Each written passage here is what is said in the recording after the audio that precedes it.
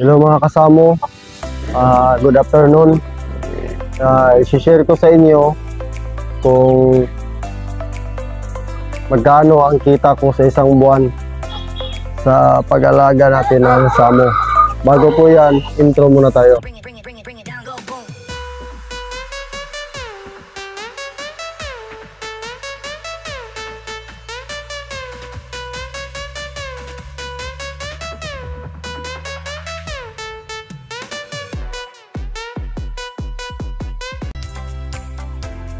Hello mga kasamo, at may nagtatanong sa atin kung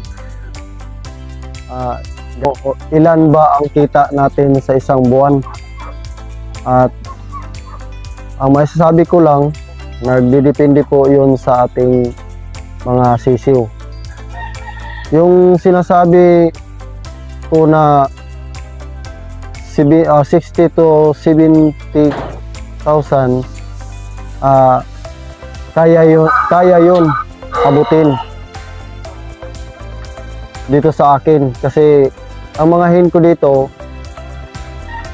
marami, halos mga 12 pieces po yung mga hen ko. Tapos yung barako ko, yung mga lalaki, 6 lang po yung mga sumasampa na, at may mga hindi pa sumasampa 3. Bale, 9 na po sila lahat. Saka yung mga babae ko dito, 12 pieces po sila. Tapos may 4 pa pong hindi magpasampa. Tulad nitong mga babae dito sa...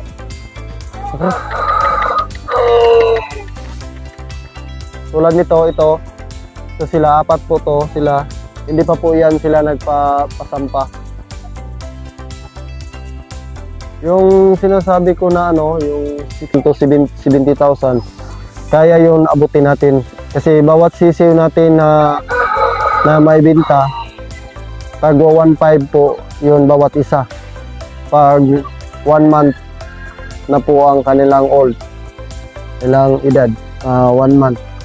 Yun ang binta natin dito sa ating munting manukan.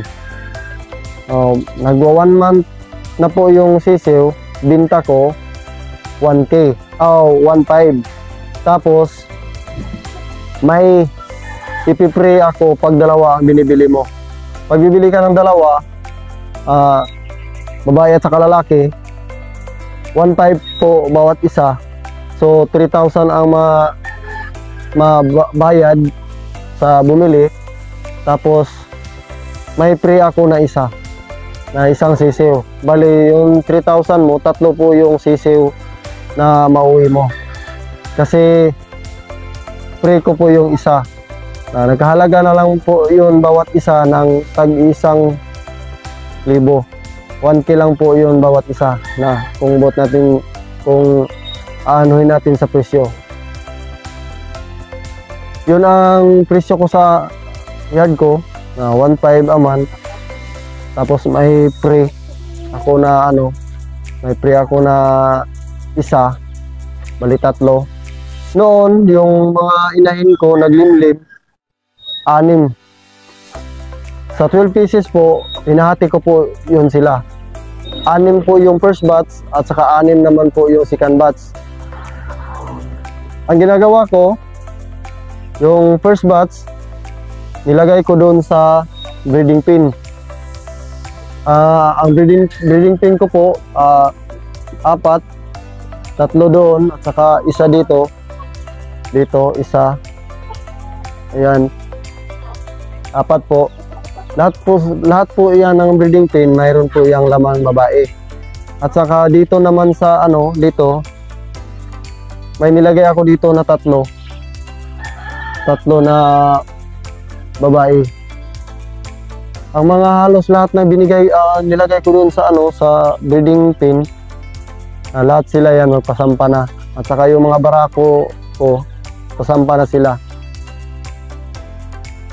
Pag nangingitlog na sila, halos magkasabay lang sila mangingitlog, magkasabay din sila maglimlim. Saka yung 6 dito ko na nilagay dito sa mga kulungan. doon, kulungan na doon. Saka doon, may kulungan ako, kulungan po doon. Tapos may nilagay ako dito sa breeding pin. Sa scratch pin. Dito ko nilagay. Tapos dito naman, mayroon po dito. Dito ko muna lang nilagay muna. At hindi ko muna pinapagala yung mga chicken bats na babae. Pag mayroon akong mga sisiw, silang 6, halos ang lalabas niyan 75 pieces or 70 pieces. Kasi mayroong nang mangingitlog na lumampas na 10, na may nangingitlog ng 13 o 15 pieces. Kinukuha ko po yung yung 6. Pag 15 pieces na po, kinukuha ko yung 6 kasi tinira ko na lang po yung siyam. Nag 9 pieces lang po ang nilagay ko sa kanilang mga paitlogan at yun ang nilimliman nila. Kasi pag lumampas pa yan ng 10 at saka naging 15, may tendency po na mababasag po yung mga itlog. Kailangan po natin bawasan kasi pag medyo maliit lang po yung mga itlog na nilimlim nila, pag umapak sila, parang gumagalaw, para makagalaw yung mga itlog, hindi yung nagsiksikan. Yun po ang purpose natin.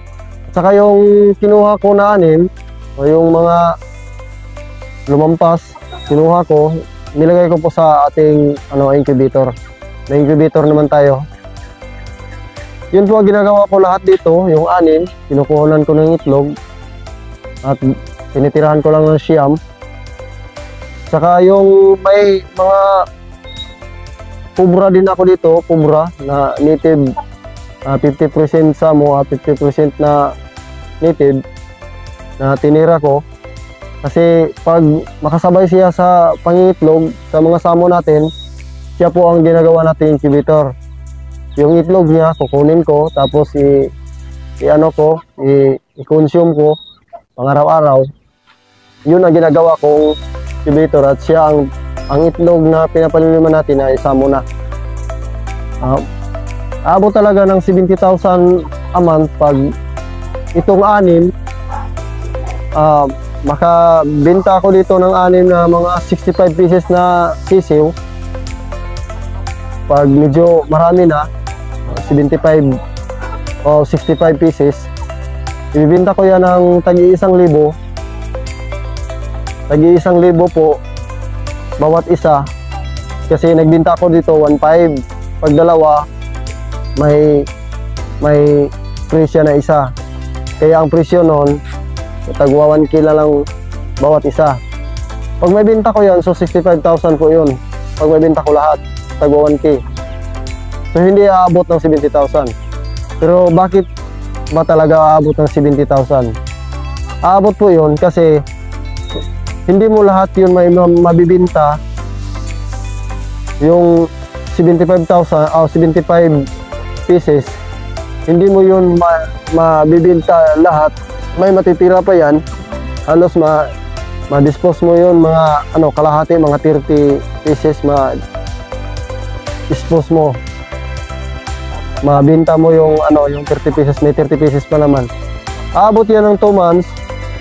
Ang presyo ko po sa 2 months o 2 months up o 2 months kalahati, 2K na po yun bawat isa. 2K na po yun bawat isa. So ang price niya pataas ng pataas pag lumampas. Yun po, kaya aabot talaga ng 70,000 naman. Ang may binta ko ng 1,500, ipakita ko po sa inyo kung gaano sila kalaki. Ganito po sila kalaki ang binta ko ng 1,500. 1 month. Doon po to. 1,500. Tapos pag dalawa, may 3 kang isa. So ang 3K mo, maging 3.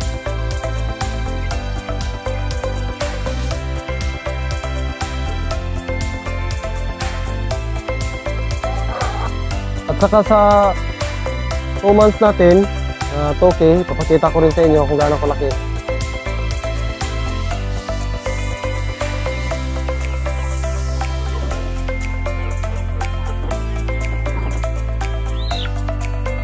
Ganito po kalaki ang tuki natin. Ito 2 months na po to. Ito po. Malaki at matangkad. Ganito po sila kalaki ang bibinta ko ng tuki.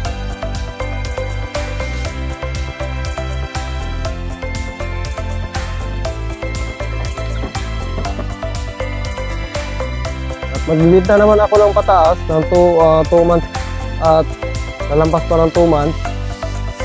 2.5 na po ang presyo nun. At ganito po kalaki.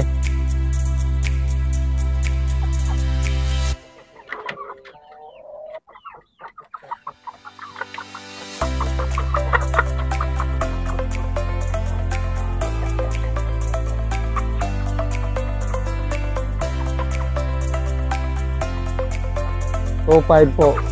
Ganito po sa kalaki. Yan.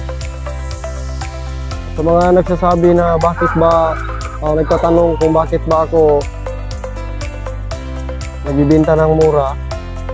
Kasi masasabi ko, ang samo po natin, yan, pangmasa lang po itong mga samo natin. Kahit pure to, hindi ko masyadong nagbenta ng mahal.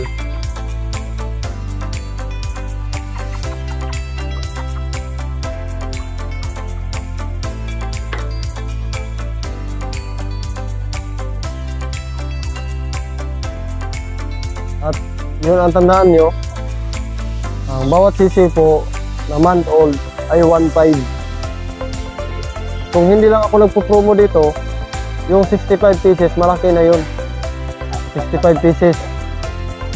I-compute nyo, 65 pieces times 1.5. Yun ang lalabas na nakita ko sa 1 month.